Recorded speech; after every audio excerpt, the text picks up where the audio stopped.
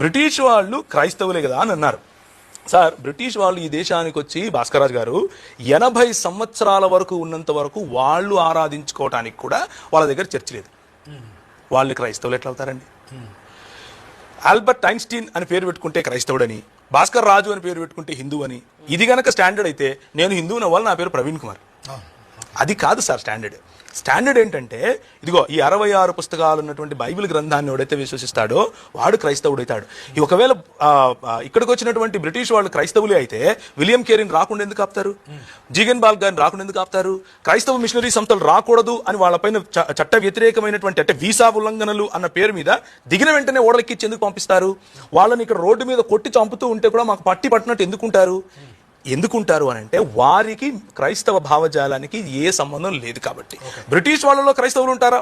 భారతీయుల్లో క్రైస్తవులు ఉంటారు. భారతీయులందరూ హిందువులేనా? కాదు. భారతీయుల్లో హిందువులు ఉంటారు. ఇది చిన్న లాజిక్ కదా. ఇది కూడా మిస్ అయితే ఎట్లా? బ్రిటిష్ వారు క్రైస్తవులు కాదు.